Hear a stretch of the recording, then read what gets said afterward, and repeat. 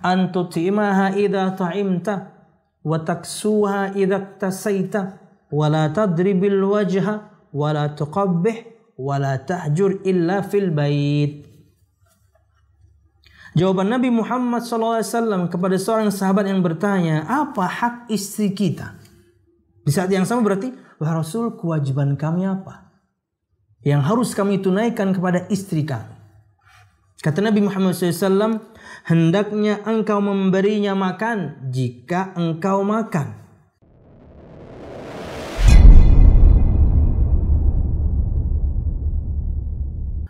Assalamualaikum warahmatullahi wabarakatuh. Innal hamdalillah nahmaduhu wa nasta'inuhu wa nastaghfiruh wa na'udzu billahi min shururi anfusina wa min sayyiati a'malina. May yahdihillahu fala mudilla lahu wa may yudlil fala hadiya lahu. Asyhadu an la ilaha illallah wahdahu la syarika lah wa asyhadu anna Muhammadan abduhu wa rasuluh. Qala Allah Ta'ala fil Qur'anil Karim, a'udzu billahi minasy syaithanir rajim.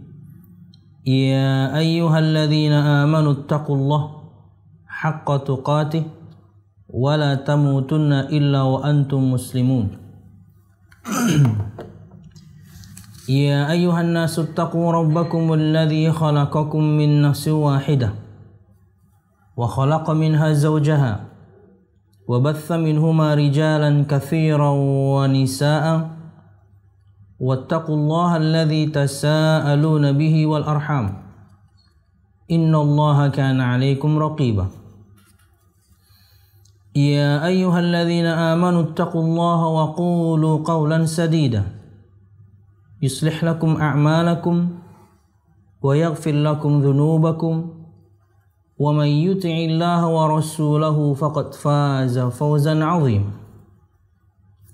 Fa inna asdaqal hadithi kitabullah wa khairal hadi hadi Muhammadin sallallahu alaihi wasallam wa syarrul umuri muhdatsatuha fa inna kulla muhdatsatin bid'ah wa kulla bid'atin dhalalah wa kulla dhalalatin finnar, amma ba'd.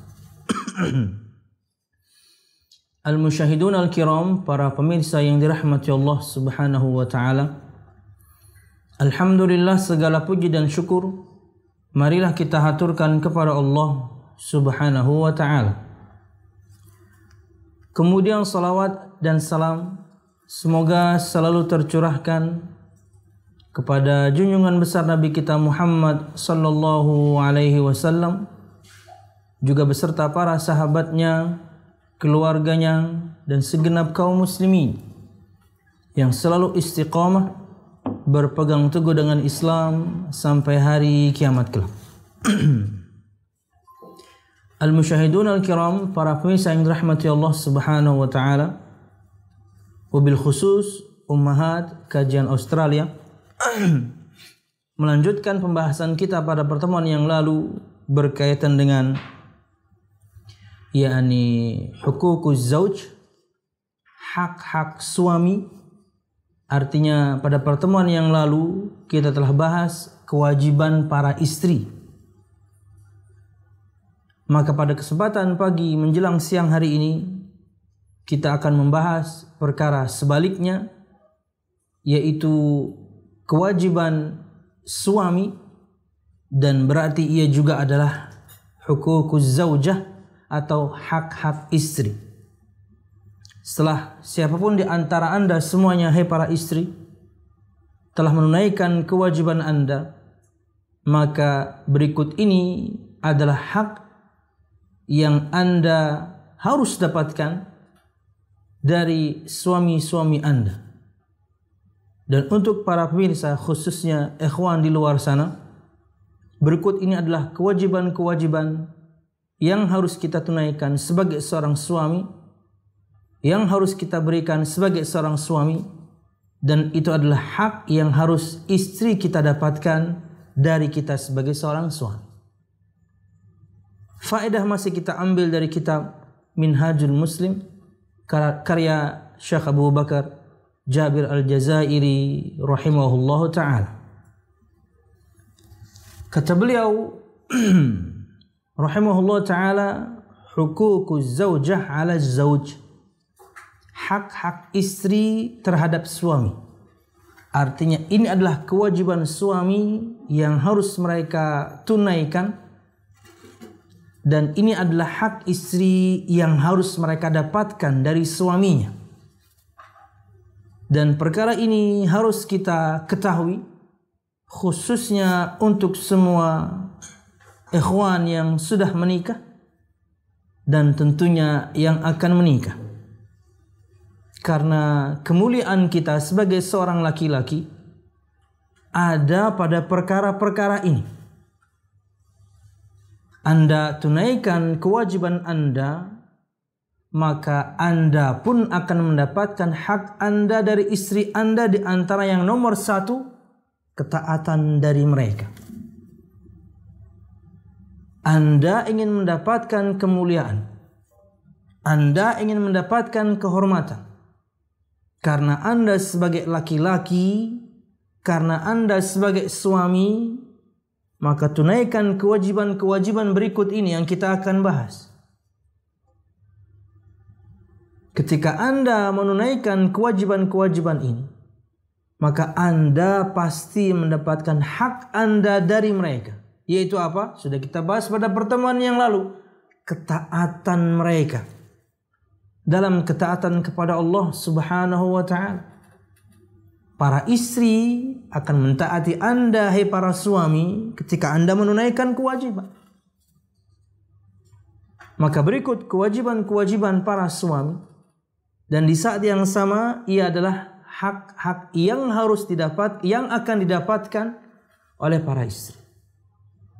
Makanya kajian kita berjudul hak-hak istri, karena sebelumnya berjudul kewajiban istri.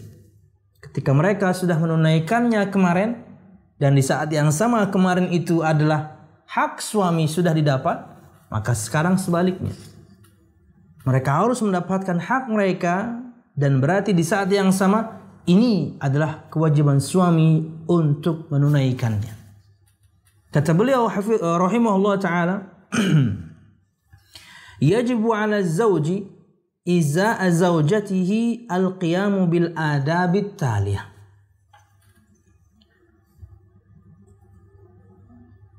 Wajib atas para suami untuk memperhatikan adab-adab berikut ini, dalam artian kewajiban-kewajiban yang harus mereka berikan terhadap istri-istri mereka.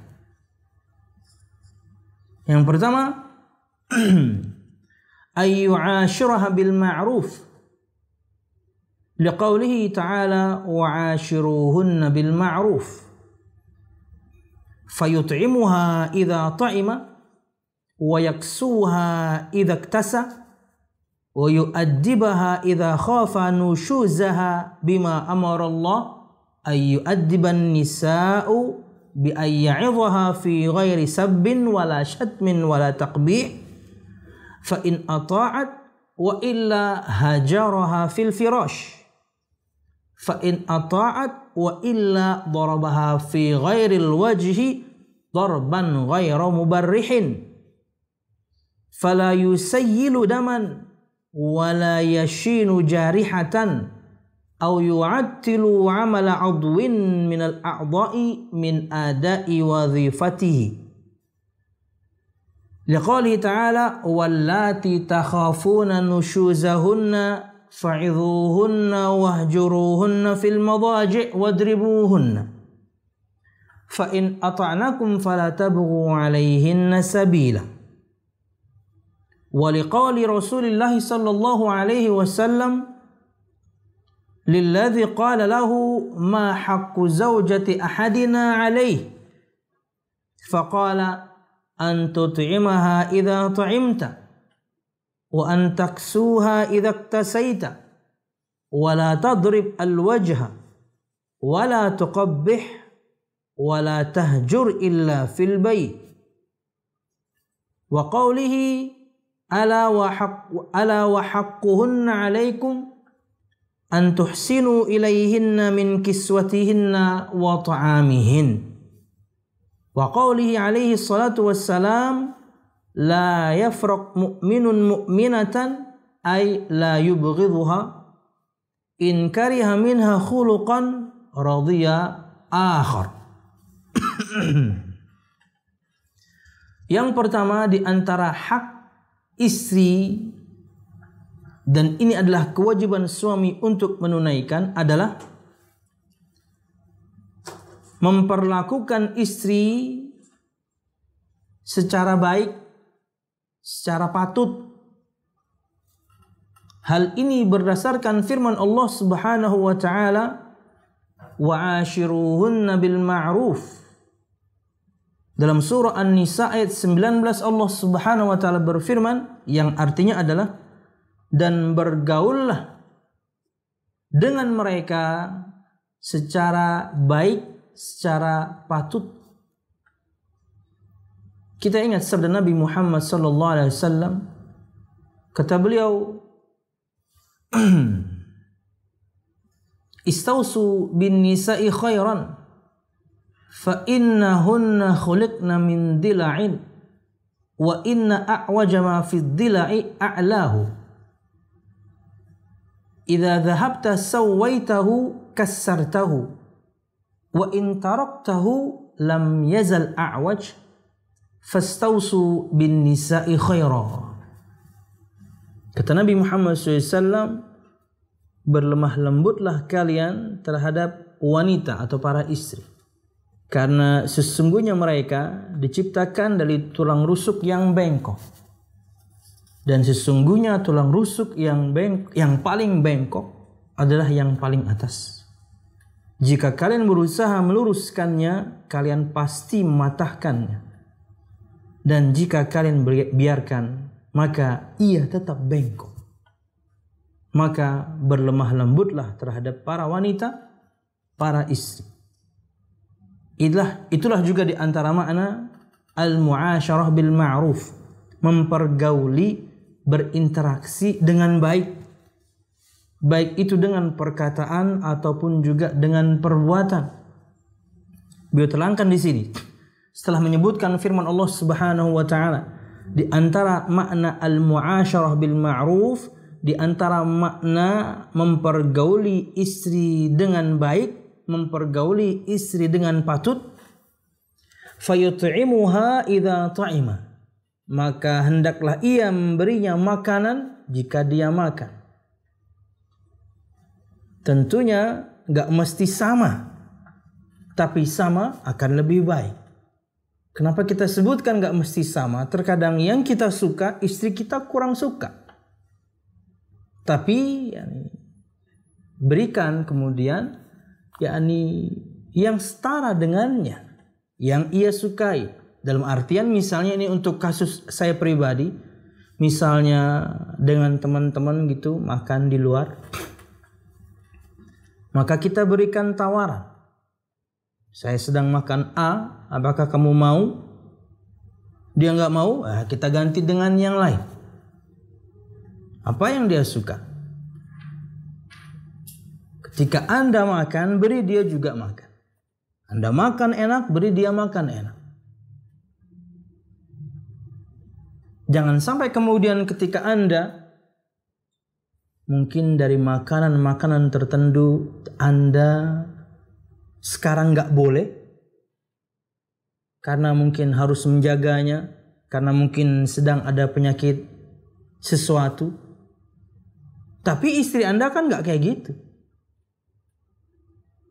Jangan buat dia kemudian cukup tersiksa sama seperti Anda untuk menahan makanan-makanan tertentu yang basicnya untuk dia boleh, halal. Anda menahan dari A, B, C, dan D karena hipertensi, karena kolesterol, karena. Istri Anda sehat. Anda nggak boleh ini, nggak boleh itu. Istri Anda padahal boleh. Jadi belikan dia. Anda mungkin misalnya, contoh aja nih ya, contoh ya, mungkin hampir siang juga biar ngiler sedikit ya. Contoh nih, ketika Anda nggak terlalu boleh untuk santan dan lain sebagainya, ketika di warung Padang iklannya harusnya ada gelas nasi Padang aja. Ya mungkin pakai nasi, daunnya juga Anda nggak boleh, nangkanya juga Anda nggak boleh ya. Kasihan banget, banyak penyakit udah. Ayam pop aja, nasi sama ayam pop ya pergedel lah. Istri Anda, belikan dia kikil, berikan dia yang paling lezat sedunia, rendang. Ya, Anda kan lagi nggak boleh, tapi dia boleh, belikan. Jangan sampai Anda cuman ayam pop kemudian dengan pergedel, istri Anda pergedel doang. Nah ini itu pelit namanya. Maka dia memberinya makan ketika dia makan yang sama bagus atau yang setara. Karena bisa jadi Anda nggak boleh, dia boleh, dia nggak boleh, Anda boleh, maka harus setara. Sama bagus lagi. Beli siomay yuk, dua-duanya masih boleh gitu kan. Tapi mungkin yang satu sambal kacangnya sedikit, satu lebih banyak. Karena kalau kebanyakan ya seperti itulah ya. Wa yaksuha idza iktasa, dan memberikannya pakaian ketika dia membeli atau memiliki pakaian. Iya. Untuk kasus zaman sekarang kasih duitnya aja. Belum tentu yang Anda beli dia pakai. Belum tentu yang Anda suka dia suka, enggak. Kasih dia uangnya, kasih dia mentahannya, Dek silahkan beli pakaian. Perempuan juga akan jauh lebih baik kalau misalnya, Kak saya mau beli ini. Pian suka enggak? Wah suka, sip. Enak kan jadinya. Ya, komunikasi. Karena mungkin pertama kali yang melihatnya kita dong para suami, begitu juga sebaliknya. Jadi kasih mentahannya. Tapi kalau Anda tahu sifat istri Anda, tahu bagaimana pakaiannya, tahu warna apa yang dia suka, tahu size-nya, belikan aja, jadikan buat surprise juga boleh. Ini namanya muasyarah dengan baik. Mempergauli istri dengan baik. Anda makan, kasih dia makan. Anda beli pakaian, belikan dia pakaian. Anda tidak tahu kemudian bagaimana detail yang disukai istri Anda, kasih mentahannya. Suruh dia beli. Apalagi zaman sekarang tinggal online aja. Dan subhanallah sebagian atau banyak pedagang itu ini luar biasa baiknya. Kalau nggak pas bisa diretur. Nah kan enak banget. Karena biasanya mungkin bisa jadi standar berbeda. Biasa pakai size XL. Ketika beli kok malah standarnya lebih kecil. Bisa ditukar. Nah itu enak. Kalah di ongkos kirim doang sih. Ya. Wallahu a'lam bishawab. Wa yu'addibaha idza khafa nushuzaha. Bima amara Allah ay yu'addiban nisa'u bi ayya'idha fi ghairi sabbin wala syatmin wala taqbih fa in ata'at wa illa hajaraha fil firash fa in ata'at wa illa darabaha fi ghairi alwajhi darban ghairu mubarrihin fala yusayyilu daman wala yashinu jarihatan aw yu'attilu amala udwin minal a'dha'i an ada'i wadhifatihi. Atau harusnya an ada'i wadhifatiha sebenarnya. Dan hendaknya ia mengajarkan kepadanya adab, mendidiknya adab, menjadi istri yang punya adab, khususnya kepada suami. Akhlak itu lebih kepada sifat pribadi individu, adab itu interaksi kepada orang lain yang dihasilkan dari akhlak yang mulia. Istri Anda salihah, dia mesti akan memiliki adab juga yang baik. Dan istri Anda salihah bisa jadi karena Anda lah yang mendidiknya untuk menjadi salihah. Hingga kemudian dia berinteraksi dengan Anda, dia bergaul dengan Anda dengan baik. Ini kewajiban suami. Ini hak istri. Ajarkan padanya adab. Yu'addibaha idza khafa nushuzaha. Mengajarkan kepadanya adab mendidiknya kalau misalnya dia takut akan nusyuznya istrinya. Apa itu nusyuz? Pembangkangan. Kalau misalnya sudah ada benih-benih pembangkangan, selain tentunya kita para suami introspeksi, kenapa istri kita kok membangkang? Jangan-jangan karena kita. Ya, ulama salaf menyebutkan, ra'aitu athara maksiati fi ahli. Aku melihat bekas maksiatku pada keluargaku. Teguran dari Allah Subhanahu wa taala untuk semua kita para suami, para yakni penanggung jawab di rumah tangga. Yang maksiat Anda, maksiatnya pun bersendirian, nggak ada yang tahu. Tapi Allah perlihatkan itu buruknya di anak, Allah perlihatkan itu buruknya di istri. Jadilah dia istri pembangkang, jadilah dia anak pembangkang. Dan ingat, ini bukan kemudian pembenar. Ketika Anda mendapatkan suami buruk, Anda mendapatkan suami bermaksiat, kemudian hak Anda membangkang. No, perbaiki sama-sama. Hal yang seperti ini akan dirasa oleh orang yang beriman. Tapi tentunya semua yang beriman pun tidak luput dari dosa. Makanya tidak boleh kemudian kita yakni berleha-leha santai, bermaksiat sana sini, kemudian gak ada imbas. Oh, Anda kalau sadar terlihat pada istri Anda. Dia menjadi perempuan yang pembangkang, berani sama suami. Padahal dalam perintah-perintah yang itu adalah ketaatan kepada Allah Subhanahu wa taala. Bisa jadi itu untuk pada introspeksi adalah dosa kita, Allah perlihatkan pada istri. Dan ingat, ini bukan menjadi pembenar. Suami Anda bermaksiat, Anda tahu, nasihati, bukan kemudian sekarang saatnya saya membangkang. Salah. Suami Anda bersalah, ingatkan. Tumpuk lagi kesabaran dan ingatkan bahwasanya perbuatannya salah. Cari ilmui apa yang Anda akan sampaikan, cari timing yang tepat, sampaikan dengan kelembutan, dengan tetap menghormati, karena dia suami Anda dan mereka punya level lebih tinggi daripada Anda. Hai para istri, 1 derajat, hormati.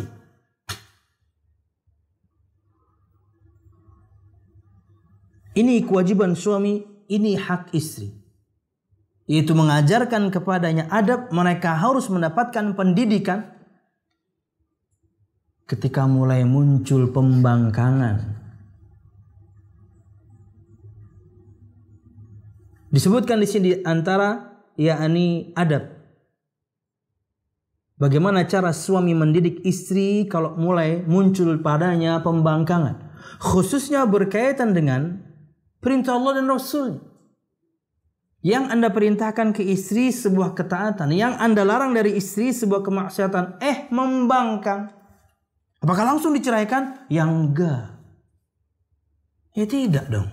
Mempertahankan rumah tangga nomor 1. Mempertahankan rumah tangga nomor 1. Tanpa menyebutkan nama tentunya. Dalam 1 pekan ini misalnya, saya dapat cerita itu. Bagaimana seorang suami bersabar akan pembangkangan istrinya 10 tahun. Bukan waktu yang sebentar. 10 tahun, dapat 2 mobil kalau kredit. Apa hubungannya ini? Maksudnya lama dia untuk bersabar untuk meluruskan istrinya. Tapi saya tetap nasihati, introspeksi. Apa yang salah dari diri antum? Hingga kemudian antum mendapatkan istri yang buruk. Siap Ustaz.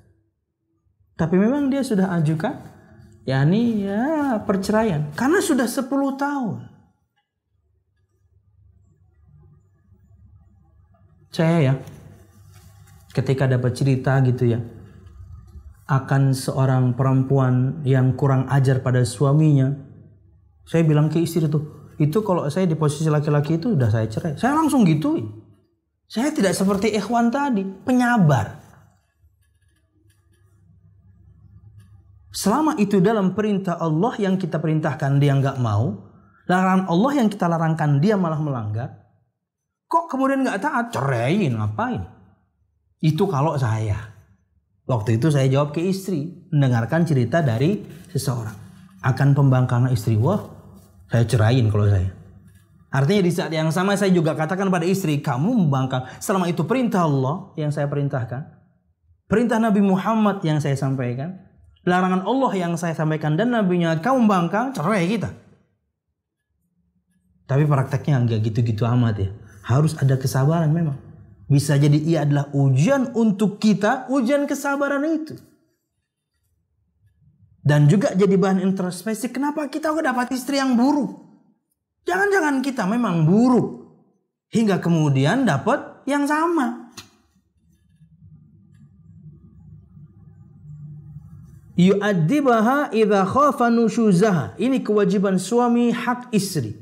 Mendidiknya jika dia takut bahwasanya akan muncul pembangkangan pada perempuan tersebut, istrinya. Bima amarallahu ayyu'addiban nisa, dengan perintah Allah bagaimana cara mendidik wanita. Enggak boleh asal-asalan. Ada perintah Allah yang Anda sampaikan ke istri, kemudian dia tidak lakukan, langsung main dah cerai. Wah, enggak gitu juga. Ada tahapannya. Ada tahapannya. Bi ayya'idhaha fi ghairi sabbin wala syatmin wala taqbih. Cara mendidik istri ini kewajiban suami, ini hak istri. Ketika muncul dari mereka benih-benih pembangkangan dari perintah Allah, benih-benih pembangkangan dari larangan Allah, perintahnya dia tinggalkan, larangannya malah dia terobos. Ayya'idhaha fi ghairi sabbin wala syatmin wala taqbih.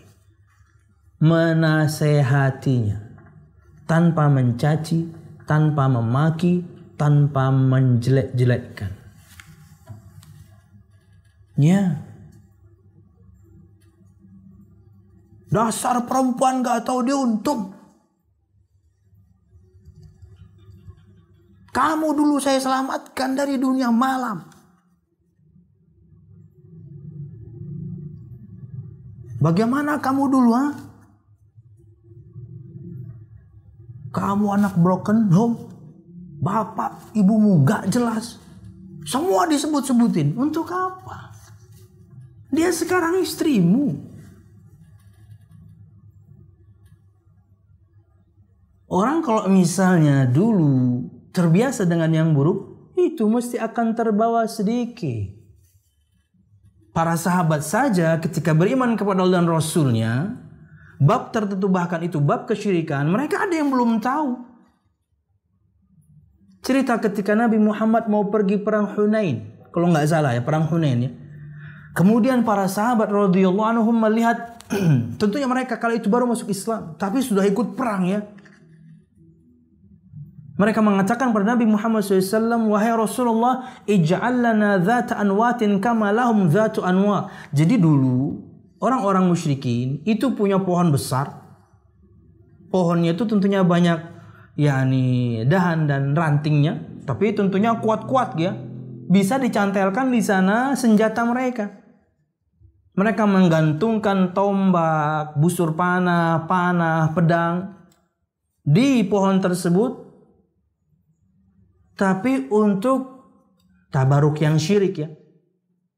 Supaya kemudian nanti yakni cepat mengenai target, macam-macam lah. Para sahabat pengen kayak gitu. Kata mereka kepada Nabi Muhammad SAW, wahai Rasulullah, bikinkan kami pohon yang juga seperti mereka bikin. Yang juga seperti mereka punya. Kami ingin cantelkan, gantungkan semua senjata kami, baju zirah segala macam. Nabi Muhammad kaget. Tapi itu di antara dalil kata Syekh Shalih Fauzan bahwasanya orang yang terbiasa dengan keburukan, ketika dia sudah baik, kebiasaannya tuh kadang ada yang masih ke bawah. Para sahabat ke bawah. Mereka nggak tahu itu syirik. Meyakini sesuatu bisa mendatangkan manfaat atau menampik madarat dengan sendirinya, yaitu pohon ini bisa mendatangkan manfaat untuk senjata kami. Syirik. Para sahabat belum tahu kenapa mereka baru masuk Islam. Bisa jadi di tahun pertama atau katakan tahun kedua lah dari pernikahan Anda. Kemarin istri Anda penuh dengan keburukan. Mesti mungkin masih terbawa sedikit. Anda yang sabar. Nasihati dulu tanpa cacian, tanpa makian. Sab dan syatam itu sama, caci maki. Cuman kalau syatam itu lebih kepada fisik. Ejekannya itu lebih menohok. Syukur loh kamu ini dapatin saya. Saya dulu mantan cover boy. Kamu apaan? Udah pendek. Akhirnya nyebutin fisik. Hitam, hidung pesek. Syukur kamu dapetin saya. Padahal cover majalah Trubus saja sih. Ya paling ganteng dia di antara semua binatang dan tumbuh-tumbuhan. Majalah Trubus tahu kan, Sat? Iya, itu majalah flora fauna. Jadi dia paling ganteng. Dia manusia. Subhanallah. Gak perlu. Tidak perlu. Nasihati dia tanpa mencaci, tanpa memaki. Makian lebih kepada fisik. Lebih menyakitkan. Ini kalau misalnya nih ya. Ini misal doang ya, tolong jangan diikuti misal. Anda naik mobil. Kemudian pas lampu merah, tentu Anda stop dong. Tatonya dari belakang, deduk. Ada apa? Ada mobil lain nabrak mobil Anda. Oh, udah tuh kemarahan muncul. Oke. Anda keluar karena lampu merahnya cukup lama. Ya sekian menit lah, cukup Anda untuk pengen marah-marah ke mobil belakang. Anda keluar, totonya dia keluar dan dia pincang atau kaki kanannya lebih kecil dari kaki kiri atau lebih pendek daripada kaki kanan, ada tuh. Maka ketika Anda ingin mencelanya, oh Anda pasti main fisik karena pasti lebih meyakinkan. Pantes nggak bisa ngerem, kaki lo pendek, kan gitu. Itu syatam. Lebih. Wala taqbih, dan jangan menjelek-jelekkan. Gak perlu.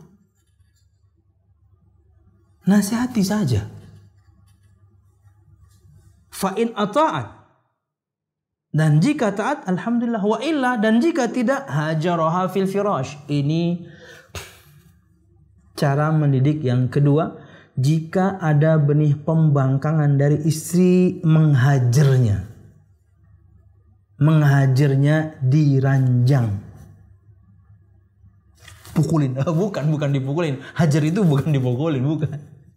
Hajar itu tidak mengopeni, tidak menghiraukan, tidak mempedulikan. Perempuan yang salihah, kita pakai hukum asal dia, perempuan hatinya lembut. Salihah pula misalnya, atau sedang berusaha ingin beranjak ke sana. Anda, hai para suami, berikan punggung Anda saja ketika tidur, itu sudah sakit. Padahal Anda memang ya pengen ke kanan aja.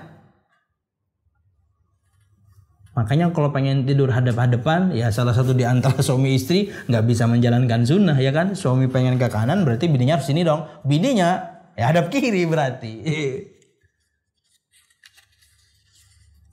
Dua-duanya ke kanan, saling membelakangi. Jangan lupa menggaruk ya loh. Anda belakangi saja, mereka sudah sakit.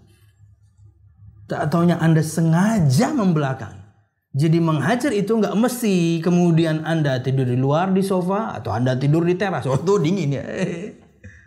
Di kamar yang sama tapi nggak seranjang bisa, atau di ranjang yang sama tapi Anda tidak pedulikan. Itu sudah menyakitkan untuk perempuan yang salehah tentunya. Untuk perempuan yang enggak, bodoh amat, Anda mungkin ditendang sekalian. Oh ngasih punggung, jeder, ditendang sama dia sekalian. Dia mantan taekwondo ini.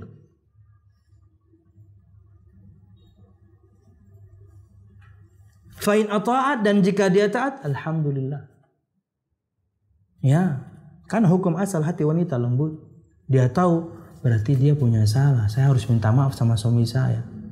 Ada perintah Allah yang dia tadi sampaikan, saya nggak taati. Adalah karena Allah yang dia tadi nasihatkan, saya malah langgar. Aduh, saya punya salah. Dia tahu dia harus minta maaf. Kenapa? Ketahuan. Dinasehati enggak mempan, dan akhirnya kemudian diranjang, tidak dihiraukan sama dia. Wallahu a'lam bishawab. Berlaku untuk perempuan yang memang salihah ya. Tapi memang harusnya ketika salihah, suaminya menasihati yang baik dia taat. Tapi ada saja, tidak semuanya kita bisa sempurna. Ada perintah Allah A kita bisa lakukan, yang B belum bisa maksimal. Di poin itulah suami Anda ingin, tapi Anda belum bisa maksimal. Fa in ata'at, dan jika dia mentaati, alhamdulillah. Itulah yang diinginkan. Wa illa, dan jika tidak, darabaha fi ghairil wajhi, dia boleh memukul. Ini cara suami mendidik istrinya berdasarkan firman yang kita akan baca habis ini. Boleh memukulnya tapi bukan di wajah. Dan pukulan yang tidak kemudian ghair mubarrih, meninggalkan cacat. Maka dia tidak mengalirkan darah, tidak menyebabkan luka, atau menyebabkan salah satu di antara anggota tubuhnya jadi cacat hingga tidak bisa menjalankan kewajibannya. Lawang tangannya Anda patahin, itu bukan mendidik namanya. Menampar wajah, sedikit-sedikit kemudian menampar wajah, memukul dengan keras. Mukulnya bukan pakai tangan, saat pakai stick baseball. Istri macam apa kamu? Cederu langsung home run. Nggak begitu. Darahnya mengalir, wajahnya memar, giginya copot, tulangnya patah. Bukan begitu. Kemarin ya, mudahan Bapak Ibu ini nonton ya. Beberapa hari yang lalu, dari luar kota datang ke rumah. Bagaimana kemudian istrinya mengeluhkan temperamentalnya suaminya. Tapi alhamdulillah yang begitu saya suka. Datang tuh suami istri, jadi bisa saya konfrontir. Kalau cuman chit chat, cuman telepon salah satunya doang, semua orang pasti akan membela diri. Ustadz, istri saya itu, dia pasti membela diri.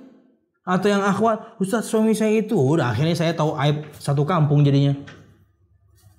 Yuk kita ketemu, datang. Nah ini enak jadinya.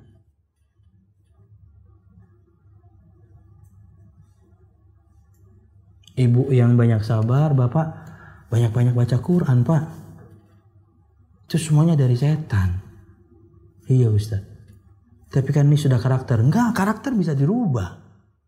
Iya dong. Dalilnya adalah sabda Nabi Muhammad SAW.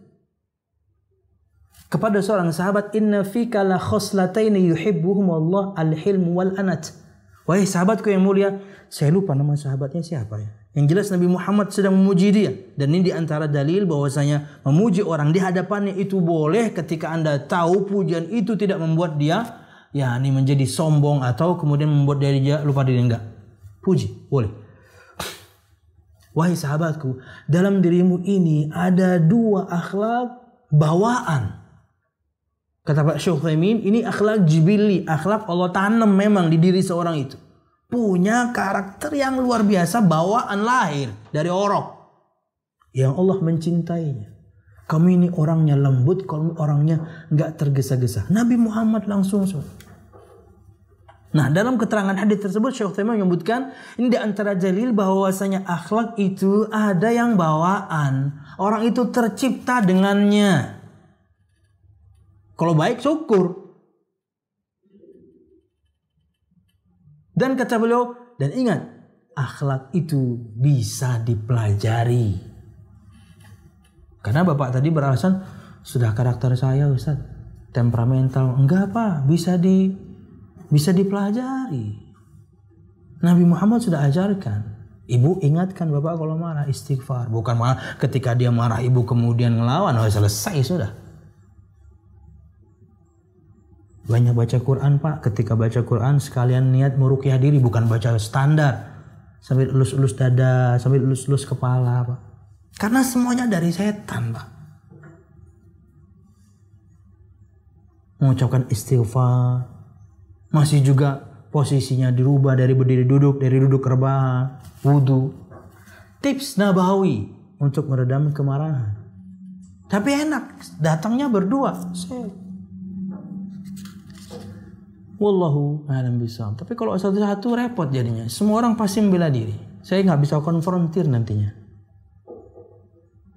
Wallahu a'lam bishawab. Jadi memukulnya bukan di wajah, pukulan yang tidak meninggalkan cacat, akhirnya mengeluarkan darah, meninggalkan luka, membikin salah satu anggota tubuhnya kemudian tidak berfungsi. Oh, enggak gitu. Pukul aja. Wallahu a'lam bishawab. Ingat untuk para suami, jangan jadikan ini dalil Anda main pukul. Kan ada tahapannya tadi. Ada tahapannya tadi. Nasihat dulu, baru hajar, baru pukul. Jangan langsung pukul tadi. No. Wallahu a'lam bishawab. Dan tidak sedikit ya, ini kita sayangkan ya. Ini laki-laki yang begitu mudah kemudian memukul istrinya dan di wajahnya.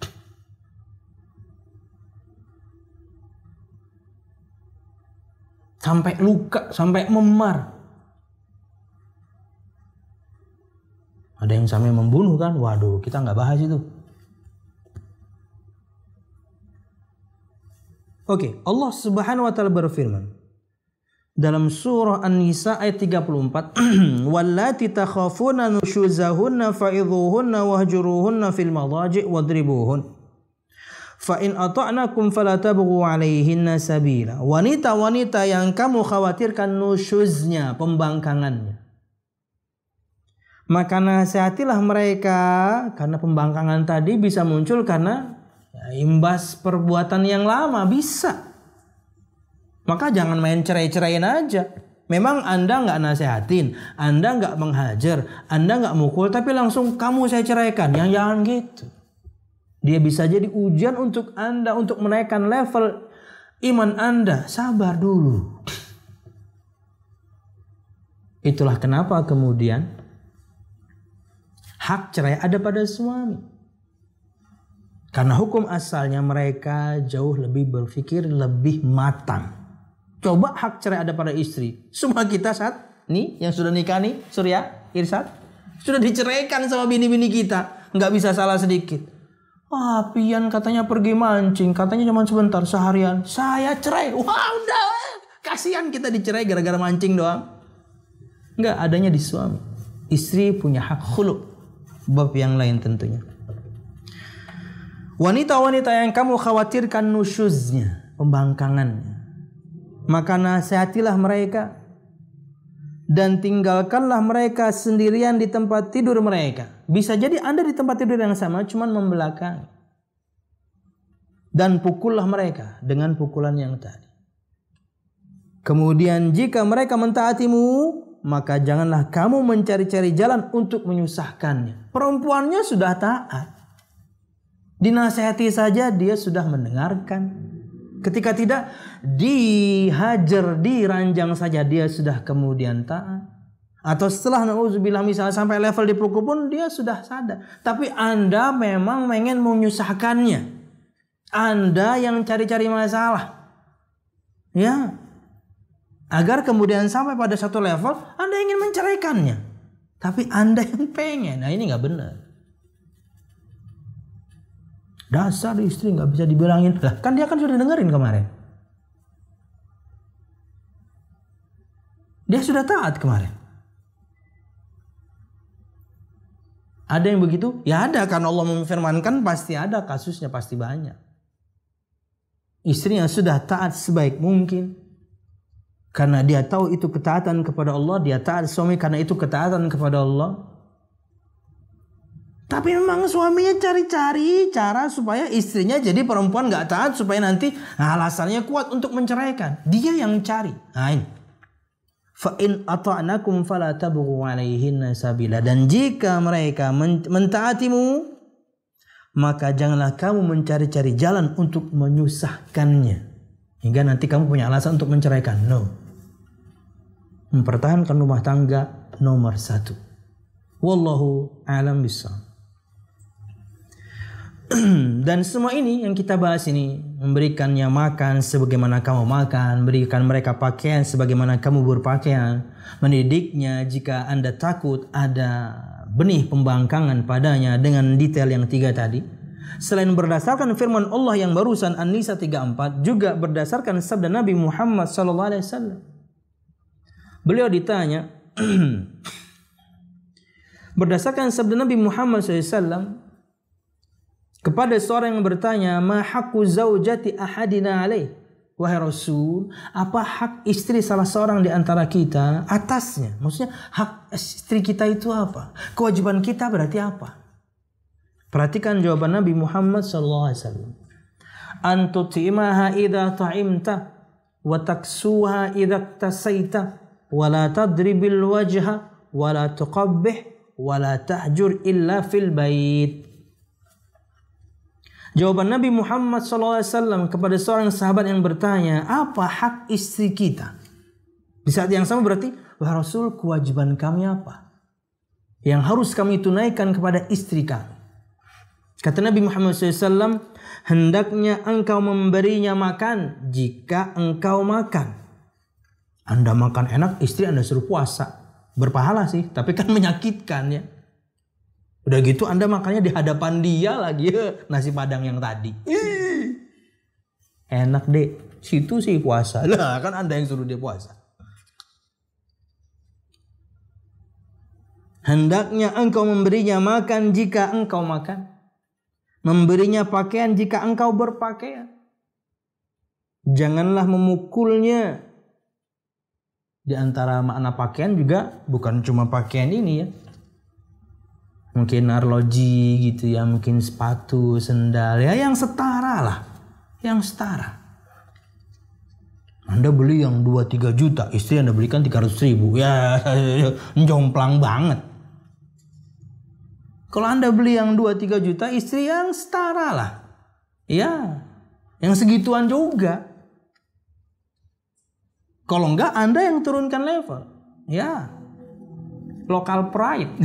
Beli yang produk lokal. Anda pakai produk A, boleh nggak nih iklan nih? Nggak boleh ya. Anda pakai produk A, belikan dia yang sama, ya. Sama-sama sneakers misalnya. Itu merek gitu ya, bukan jenis itu ya. Iya, sorry deh kesebut. Wallahu a'lam bishawab. Hendaknya engkau memberinya makan jika engkau makan, hai para suami. Memberinya pakaian jika engkau berpakaian. Anda beli gamis Haramain, Anda belikan juga buat istri Haramain. Enggak cocok, itu buat laki-laki. Sorry ya. Oh, hampir siang soal ini, belum makan ya. Kasih mentahannya aja. Dik, beli pakaian. Baju kakak nih, ya 300 ribuan nih gamis kayak gini nih. Ada nggak yang 300 ribuan? Aduh nggak ada kak. Baju perempuan 1 set mahal. Berapa? Ya tambahin 200. Tambahin aja. Karena memang pakaian wanita lebih mahal. Anda harus paham. Pit yang belum menikah nih.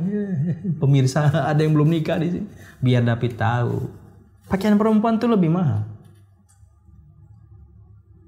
Laki-laki ya kita 100 ribu juga dapat. Perempuan paling murah kayaknya 300 ya. Setahu saya loh ya. Paling murah kayaknya jubah itu 300-an. Kita belum bahas yang bermerek, kalau saya sebutin merek lagi enggak. Ada yang 2 juta, 3 juta. Baju akhwat. Masya Allah. Luar biasa.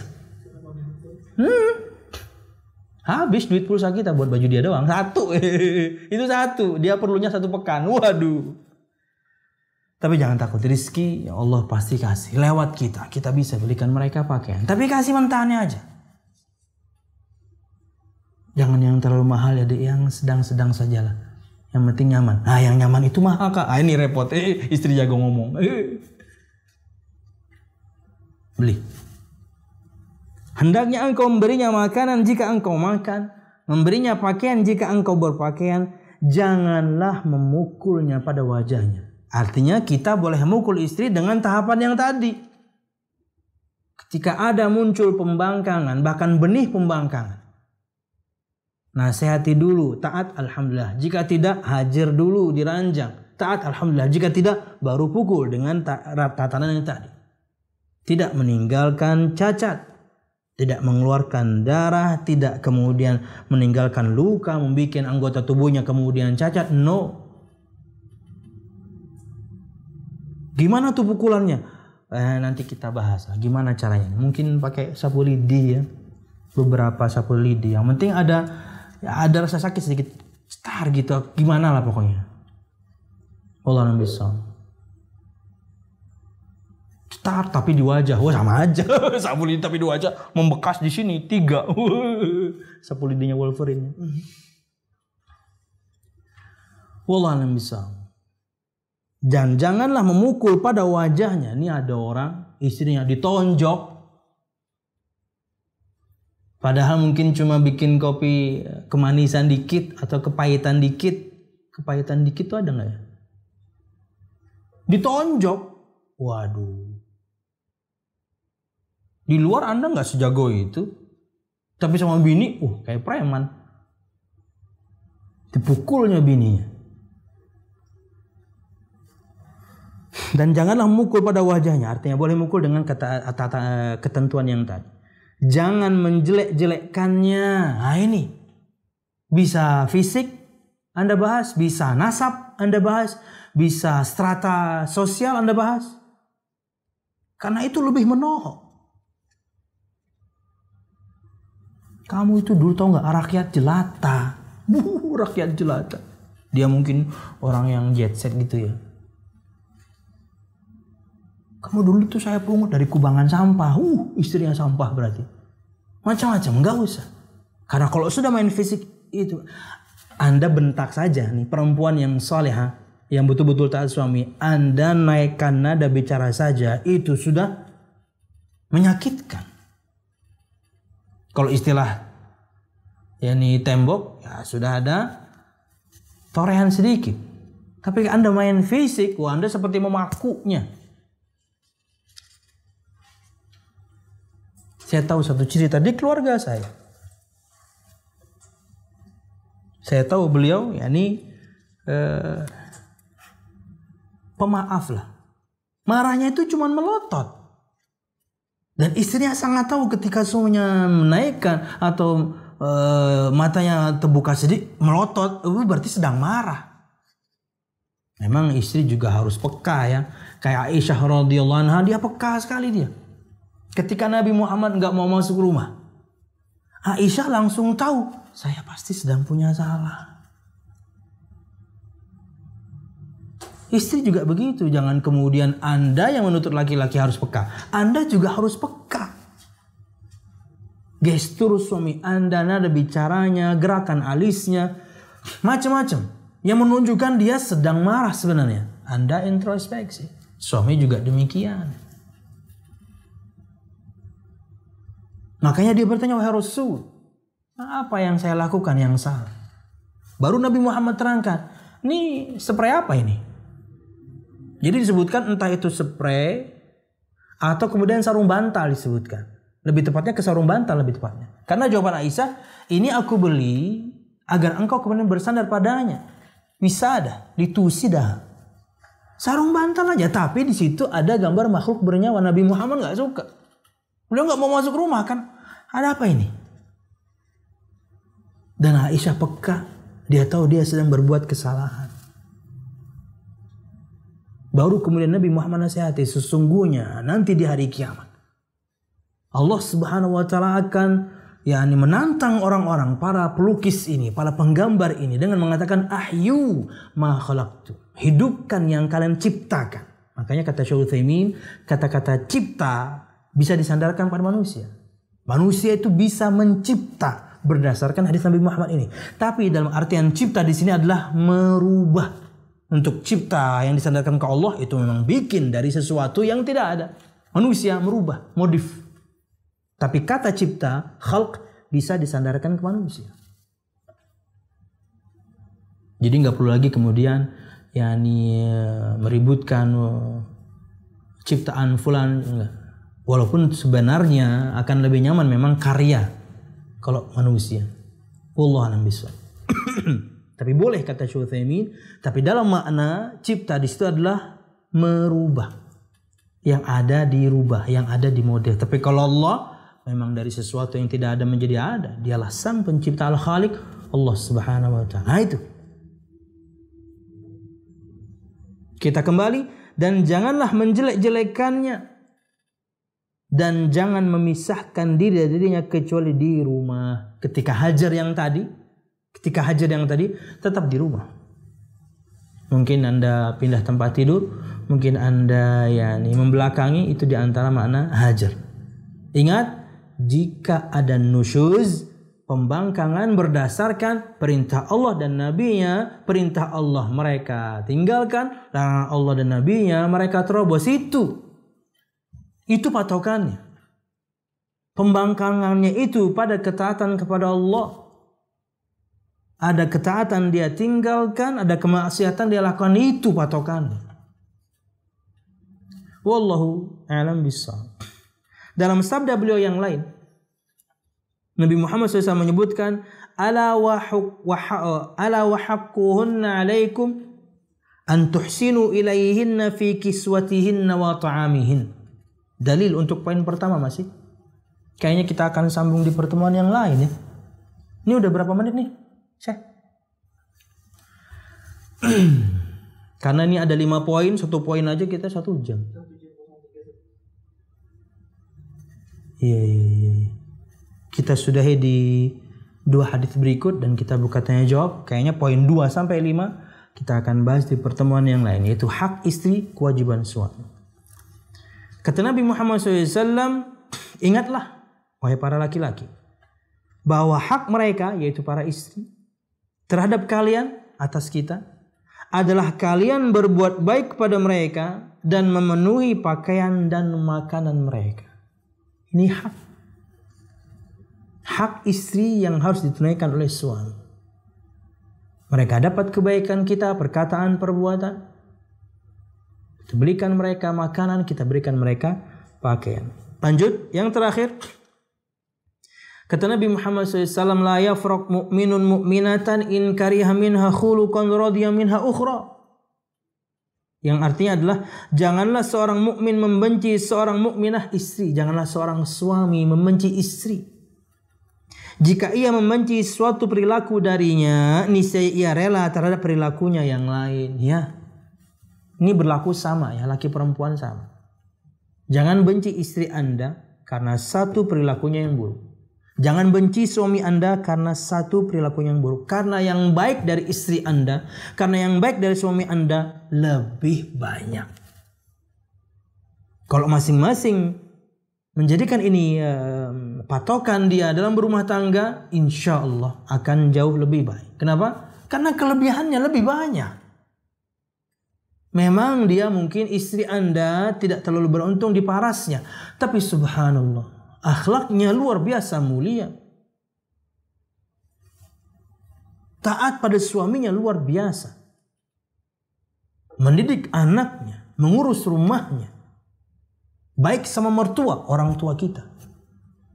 Udah berapa tuh? Udah 51. Dia memang gak beruntung di wajah. Tapi dia taat suami, dia sayang anak, dia ngurus rumah, dia baik sama mertua. Udah 41 nih. Hei para suami, kalau kemudian Anda memandangnya begitu, juga berlaku sebaliknya. Mungkin penghasilan suami Anda nggak seperti tetangga-tetangga Anda yang lain. Dia hanya cukup. Tapi subhanallah, dia suami yang setia, sayang istri, sayang anak, bertanggung jawab. Apa lagi? Taat kepada Allah dan Rasulnya. Apa lagi? Udah 31 nih.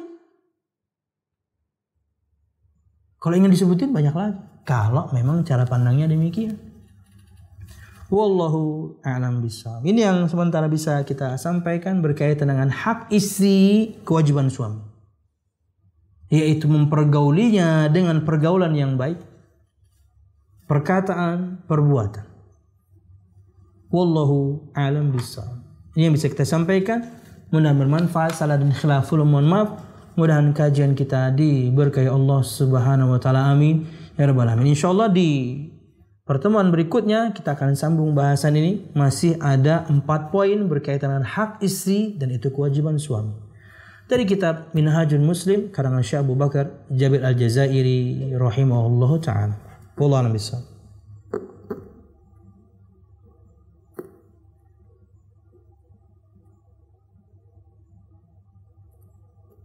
Assalamualaikum. Kenceng banget. Kencang. Enggak, di sini volumenya kekencengan. Oh iya, Ahwan. Ada pertanyaan ya, Ustaz. Siap. Bagaimana bila ada seorang laki-laki yang akan menikah dengan calon wanita yang keturunan orang Syiah? Apakah si calon wanita ini harus bersyahadat ulang? Karena menurut pengakuan si calon wanita ini dia mengikuti ibunya yang Sunni.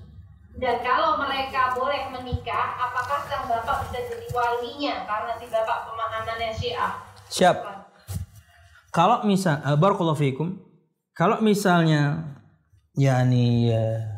kita sekarang bahas ini ya, bahasa kampungnya itu she's the one ya. Dia pokoknya satu-satunya dah. Enggak ada yang lain pokoknya. Perempuan ini Ustaz. Siap. Maka boleh karena basicnya dia tidak menyimpang akidahnya.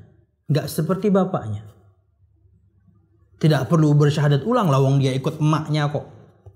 Dia akidahnya lurus kok. Dia ahlus sunnah kok, dia sunni kok. Yang jadi masalah itu pertanyaan kedua, apakah bapaknya boleh menikahkan? No. Tidak. Mahramnya yang lain yang menikahkan dia. Ya, bisa kakeknya mungkin yang sunni. Enggak ada, bisa pamannya yang sunni. Enggak ada, bisa saudara laki-lakinya yang sunni. Jika tidak ada, maka walinya wali hakim yang menikahkan dia. Wallahu a'lam bishawab. Karena dalam Islam wali yang fajir saja, wali yang pelaku maksiat saja diperdebatkan para ulama, enggak layak menikahkan. Ini muslim loh ya, muslim. Tapi pelaku maksiat nih bapaknya nih, bapak perempuan ini pelaku maksiat. Diperdebatkan oleh para ulama, enggak layak, di antaranya pendapatnya tidak layak dia menikahkan anaknya. Bukan orang yang adil. Karena maksiat iya, syubhat apalagi. Maksiat aja dia terobos, apalagi cuma syubhat. Tidak berhak. Padahal dia memiliki akidah luruslah. Cuman pelaku dosa. Dia bertauhid, dia mengesahkan Allah. Cuman dia pelaku dosa. Ini diperdebatkan.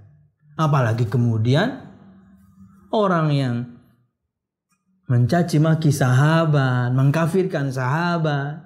No. Wallahu a'lam bishawab. Jadi seperti itu. Jadi tidak perlu syahadat ulang karena basicnya dia sunni.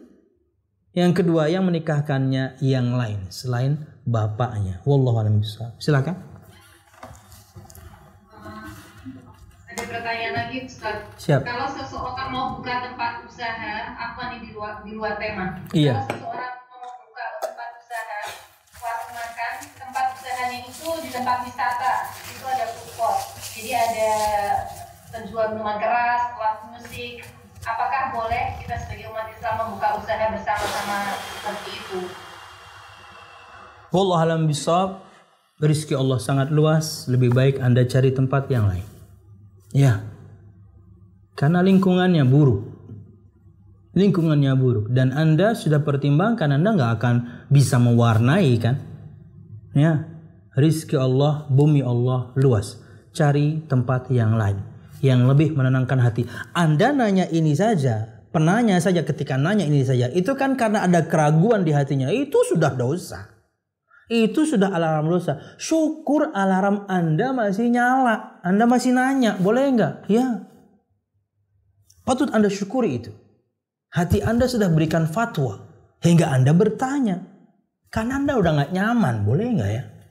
Karena berkumpul dengan yakni para pedagang yang buruk-buruk. Anda nggak dagang itu, cuman buruk-buruk aja. Wallahu a'lam bishawab. Wallahu a'lam bishawab. Rezeki Allah luas, bisa cari tempat yang lain, pasar yang mungkin lebih umum yang lain, atau bahkan mungkin Anda bisa bikin yakni tempat atau yakni warung sendiri yang jauh lebih aman untuk Anda. Hati tenang, kemudian penghasilan pun menangkan juga. Barakallahu fikum. Yang lain? Iya. Assalamualaikum warahmatullahi wabarakatuh, Ustaz. Waalaikumsalam, silakan Ibu. Yaitu istilah tahbib. Tahbib? Ya. Oh iya. Tahu. Yaitu seorang laki-laki yang mengganggu rumah tangga. Atau sebaliknya, ya betul. Atau sebaliknya gitu. Silakan. Ustaz menjabarkan insyaallah. Oh, siap. Takhbib istilah dalam bahasa Arab, lebih tepatnya dalam sabda Nabi Muhammad SAW, bagaimana seorang laki-laki menjelek-jelekkan laki-laki yang lain di depan istrinya, atau sebaliknya seorang wanita menjelek-jelekkan wanita yang lain di depan suaminya.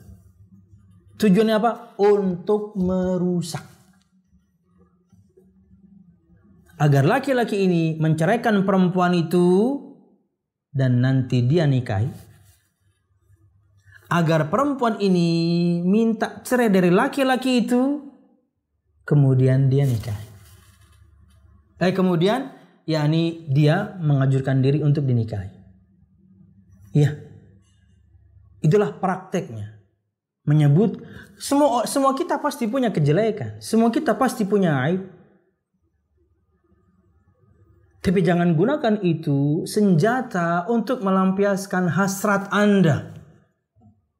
Ini perempuan bini orang, selesai udah. Cari yang lain. Karena kita pasti tahu kalau kita pengen cari, jangankan kita ya, sahabat Anda cari aibnya Anda dapat. Sahabat Nabi Muhammad Anda cari kesalahannya dapat. Baca aja sejarah. Tapi untuk apa? Apa gunanya? Nggak ada gunanya loh, mereka sudah diampuni semua kok. Laki-laki siapapun dia, kita cari aibnya ketemu.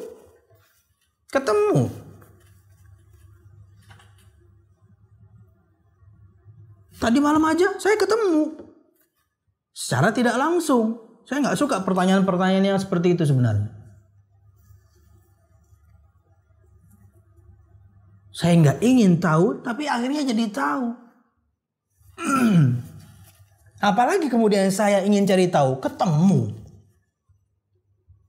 Begitu saya dapatkan, wah ini senjata. Oh saya kasih tahu bini ya. Sekarang ngasih tahu nggak perlu face to face, nggak perlu telepon-teleponan, WhatsAppan aja udah. Dalil bagaimana bukti bagaimana buruknya seorang laki-laki capture. Sekarang zaman capture ya. Zaman SS ya. Apa itu SS? Serbuk super. Screenshot. Zaman SS itu dulu jamu dagangan kakak saya itu ada di benak saya. Atau singkatan dari Subulus Salam ya, itu nama kitab ya. Sekarang zamannya SS. Screenshot. Ambil, lempar ke bininya. Afani ukhwu. Assalamualaikum, waalaikumsalam. Afan ukhti, ana fulan. Ana teman suami antum. Ada apa? Ini loh kapcuran, aduh. Sudah sampaikan. Bagaimana buruknya suaminya dia sampaikan. Padahal tujuannya dia naksir sama nih perempuan. Supaya dengan keburukan suaminya itu, keburukan yang cukup untuk seorang perempuan untuk minta cerai. Entah akidahnya rusak, entah akhlaknya buruk, apalah pokoknya. Cukup untuk perempuan ini untuk minta cerai. Supaya itu tujuannya, dia rusak rumah tangga orang. Dan betul-betul terjadi. Ketika cerai, dia langsung maju. Kalau kamu sama saya, insya Allah saya nggak akan seperti mantan suami dulu. Wallahu a'lam bishawab. Atau juga sebaliknya. Perempuan menjelekkan perempuan yang lain di suaminya. Agar si laki-laki ini menceraikan perempuan tersebut, istrinya, dia maju untuk dinikahi. Ngeri hukumannya dari Allah Subhanahu wa taala. Ancaman dari Nabi Muhammad sallallahu alaihi wasallam. Maka siapapun di antara kita, ketika Allah Subhanahu wa taala berikan kita kemampuan untuk memilih, maka pilih sesuai yang Nabi Muhammad ajarkan. Untuk laki-laki, untuk perempuan sama. Yang baik agama dan akhlaknya. Ketika orang itu kemudian sudah menikah, tutup sudah itu pintunya. Anda perempuan, Anda kemudian boleh menawarkan diri kepada laki-laki yang baik agama dan akhlaknya untuk dinikahi, tapi bukan laki-laki itu. Walaupun hukum asalnya laki-laki itu boleh poligami. Boleh. Hukum asalnya. Tapi kepada yang lain akan jauh lebih nyaman. Kecuali memang dia mampu berpoligami, perempuannya, istrinya, yakni minimal tahu, ridho apalagi. Silahkan, itu untuk laki-laki. Kemudian sekarang laki-lakinya. Ketika Anda mendapatkan perempuan berdasarkan info, akhlaknya baik, agamanya baik, bismillah maju. Jangan kemudian tapi harus fulana. Itu kan bini orang. Nah, di sini tidak berlaku perempuan punya suami dua. Si laki-laki yang harus sadar bahwasanya harus move on dia. Kenapa? Yang lain. Disitulah kemudian yakni iman kepada takdir berbicara banyak ya. Karena bisa jadi yang Anda inginkan belum tentu itu yang terbaik. Anda mengira bahwasanya dialah yang baik sekali untuk saya, tapi bagi Allah enggak, maka sadarlah. Bismillah kepada yang lain. Wallahu a'lam bishawab. Silakan. Oh ya. Yang terakhir ini ya. Terakhir. Oh iya sekalian. Pinter banget ya. Mentang-mentang terakhir sekalian dua katanya. Silakan Ibu. Bagi suami jika hak tersebut digunakan secara semena-mena. Siap. Yang kedua, jika pernikahan Sunni dan Syiah itu sah, bagaimana hukum anak-anaknya termasuk hasil pernikahan yang sahkah? Siap. Yang pertama berkaitan dengan yakni hak menceraikan itu ada pada suami, tapi bagaimana jika dia semena-mena? Terlarang. Kita bercanda saja. Ini untuk kaum laki-laki ya. Dan ini semua kita harus paham. Bercanda saja dengan kata cerai itu nggak boleh. Dia mubah, dia boleh ya. Dia jalan terakhir. Dari semua masalah yang ada, dia jalan terakhir. Bukan solusi pertama. Kayak ikhwan yang tadi. 10 tahun bahkan mungkin lebih. Dia bersabar dulu akan buruknya istrinya. 10 tahun baru dia cerai. Kenapa? Karena sudah ada anak. Betapa banyak anak itu. Ini kita pakai rata-rata ya. Anak itu tumbuh. Rusak mereka. Kenapa? Karena perceraian kedua orang tuanya dulu. Walaupun tentunya mereka ketika sudah dewasa. Mereka harusnya bisa memilih jalan mereka. Tapi imbas dari perceraian. Rata-rata buruk. Tapi itu solusi terakhir. Bukan jadi solusi pertama. Kata Nabi Muhammad SAW, "Thalathun jidduhunna jiddun wa hazluhunna jiddun. An-nikah wa talaq war raja' atau war ruju'." Atau kama qala sallallahu. 3 hal yang jika Anda serius padanya, maka dia serius. Anda bercanda padanya, tetap serius. Nggak bisa main-main maksudnya. Pernikahan, perceraian, dan rujuk. Nggak bisa main-main ini. Dan ini laki-laki harus paham. Jangan karena marah sedikit cerai udah kita. Atau kemudian pakai kata kiasan. Pulang aja kamu. Nggak kata cerai nggak keluar. Pulang aja kamu ke rumah orang tuamu. Pulang dia ke rumah keong karena bininya keong. Pulang kamu. Nah itu kan nggak keluar kata cerai. Tapi niat dalam hati memang menceraikan. Cerai. No. Dan untuk yang menikah semuanya nih, mungkin Irsyad juga Surya bisa membenarkan. Ujian pertamanya di bulan pertama, tahun pertama, dan tahun kelima. Ini pakai standar rata-rata aja. Tapi nggak mesti. Banyak hal yang Anda ketahui yang baru dari istri. Banyak hal yang Anda baru ketahui dari suami di bulan pertama. Yang membuat Anda harus bersabar. Dia tidak seperti yang Anda bayangkan. Dia bukan malaikat, dia bukan bidadari rupanya. Tak-taunya suami saya nggak malaikat, tak-taunya bini saya bukan bidadari. Kenapa? Manusia biasa, banyak salah. Wallahu a'lam bishawab. Jadi tidak boleh semena-mena. Tapi kalau itu terjadi, ya talak terjadi. Talaknya jatuh. Karena intinya pada niat. Itulah tugasnya semua laki-laki, khususnya harus belajar agama sebelum dia menikah. Agar kemudian dia, karena terkadang orang itu gampangan aja, siang menceraikan malam minta jatah. Nggak sedikit itu. Kenapa? Karena bodoh. Karena ketika Anda menceraikan di siang hari, malamnya minta jatah, itu berarti sudah rujuk. 1. 3 kali ini terulang, selesai. Anda nggak bisa balik sama istri Anda. Kenapa? Anda nggak tahu hukum. Dan sekarang orang mengatakan saya nggak tahu hukum, agak mustahil. Lawang di buku nikah aja ada kok. Kenapa Anda nggak baca?